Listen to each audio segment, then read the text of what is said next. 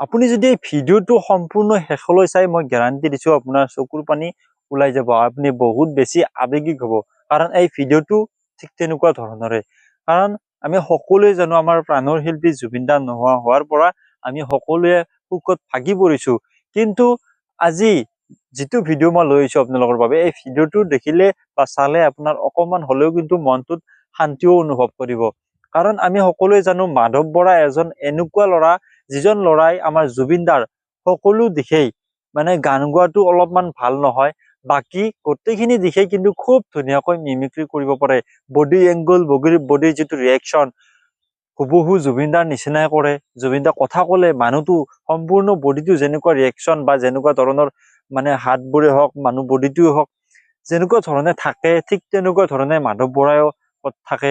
কথাৰ যিটো সুৰ, কথা কোৱাৰ যিটো ষ্টাইল, কথা কোৱাৰ যিটো ধৰণ ঠিক জুবিন দাৰ নিচিনাই ক'ব বিচাৰে বা কয়। আৰু মানুহটোৱে মানে মাধৱ বৰাই, জুবিন দাই যেনেকুৱা ধৰণৰ কাপোৰ পিন্ধে মাধৱ বৰাও তেনেকুৱা ধৰণৰ কাপোৰ পিন্ধে। লগতে জুবিন দাৰ যিবিলাক ডাইলগ বহুত বেছি আমি ভাল পাওঁ, সেইবিলাক ডাইলগ একদম জুবিন দাৰ নিচিনাই কয়। কিন্তু আজি তাৰ মাজতে ডাইলগ বা জুবিন দাৰ মিমিক্ৰি কৰাৰ উপৰিও মাধৱ বৰা হৈ কেনে মাধৱ বৰাই জুবিন দাৰ অভাৱ কিমান অনুভৱ কৰিছে সেই কথা বহুত বেছি আৱেগিক হৈ কৈছে। সেই কথাখিনি শুনিও হয়তো আপুনি দুখ পাব। কাৰণ জুবিন দাৰ বাবে আমি সকলোৱে কান্দি আছে, আজি অসমবাসীয়ে কান্দি আছে, গোটেই বিশ্বই কান্দিছে ক'ব গ'লে। কিন্তু আপুনি আজিৰ এই ভিডিঅ'টো চাই অকমান হ'লেও শান্তি পাব।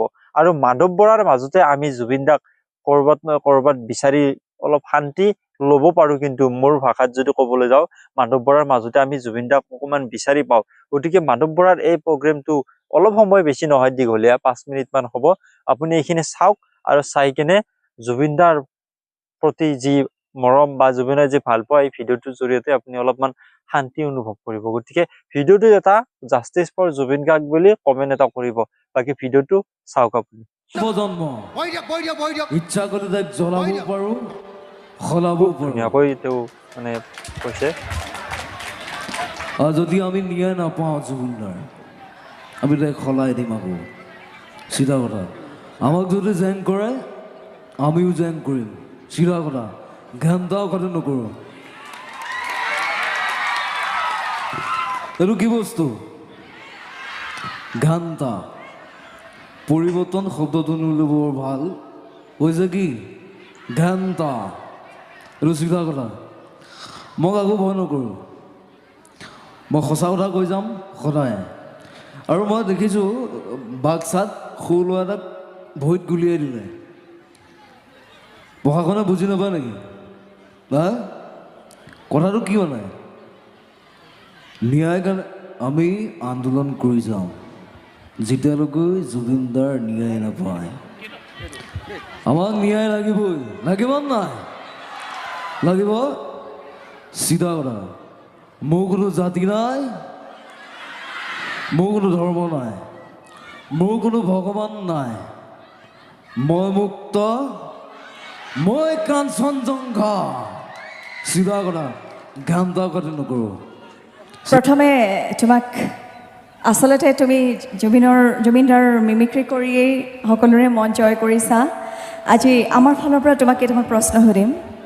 প্ৰথমতে কোৱা, তুমি মাধৱ হৈ ক'বা, আজি তুমি জুবিনদাৰ মিমিক্ৰি কৰা, সকলোৱে ভাল পায়, সকলোৱে আদৰি লয়, কিন্তু আজি তুমি মাধৱ হৈ জুবিন দা যে এতিয়া নাই, তুমি কি ক'বা?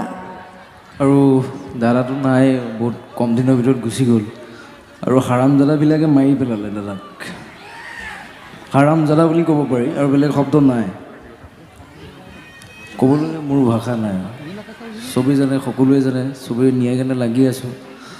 ছিংগাপুৰত গৈ দাদাক মাৰি দিলে। মই ক'ব লাগিব। হয়, তুমি জুবিনদাৰ কিয় অনুৰাগী? ইমান মই দাদাক সৰুৰ পৰাই ভাল পাওঁ। জুবিনদাৰ কি গুণটো বেছি ভাল লাগে তোমাৰ? কোনটো গুণ বেছি ভাল লাগে?